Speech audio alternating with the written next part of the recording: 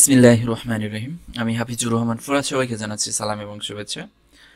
তো আমরা আজ দেখব এই ভিডিওর মাধ্যমে যে রিভিউ ট্যাবের আন্ডারে protect sheet and protect workbook নিয়ে আমি একটু আলোচনা করব।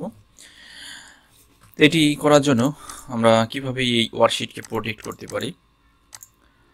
তো প্রোটেক্ট করার জন্য প্রোটেক্ট শিটের মধ্যে যদি আমরা ক্লিক করি, এখানে একটি পাসওয়ার্ড আছে, অর্থাৎ আনপ্রোটেক্ট শিট পাসওয়ার্ড দিতেছি 1 2 3। ওকেতে ক্লিক করার পরে পুনরায় আবার পাসওয়ার্ড দিচ্ছি, সেম পাসওয়ার্ড, দেন ওকেতে ক্লিক। এখন যদি আমি এখানে কিছু লিখতে চাই, লিখতে পারবো না, অথবা এখানে যদি কোনো কিছু ডিলিট করতে চাই, আমি ডিলিট করতে পারবো না।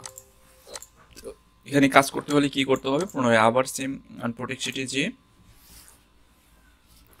পাসওয়ার্ড দিয়ে দেন ওকে। এবার আমি কিছু লিখতে পারবো। তো এভাবে আমরা শিটকে প্রোটেক্ট আনপ্রোটেক্ট করতে পারবো।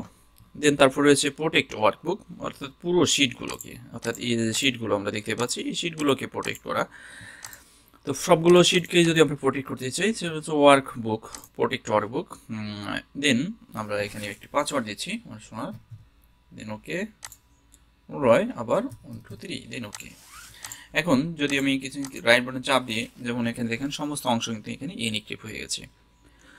তো ইনএক্টিভ হয়ে যাওয়ার কারণই হচ্ছে মূলত এখানে ওয়ার্কবুকটিকে আমরা প্রোটেক্ট করে রেখেছি। তো এটি প্রোটেক্ট থেকে আনপ্রোটেক্ট করার জন্য আবার সেম 1 2 3, দেন ওকেতে ক্লিক করছি। এখন মাউসের রাইট বাটন চাপ দিয়ে আমরা চাইলে এখন রিনেম, ডিলিট, হাইড এই কাজগুলো আমরা করতে পারবো।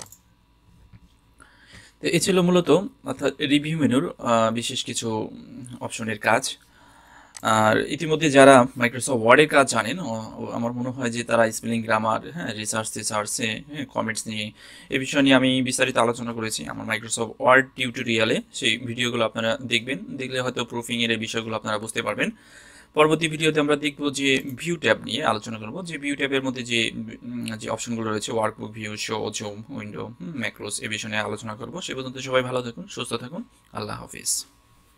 ভিডিও শেষে আপনার কাছে ছোট্ট একটি অনুরোধ করিব, যদি এই ভিডিওটি ভালো লাগে অবশ্যই লাইক, কমেন্ট এবং শেয়ার করে আপনি আপনার বন্ধু এবং বান্ধবীর মাঝে ছড়িয়ে তাদের উপকার করতে পারেন, এবং আমাদের চ্যানেলটি সাবস্ক্রাইব করে রাখুন যাতে করে পরবর্তী ভিডিওগুলো দেখতে পান।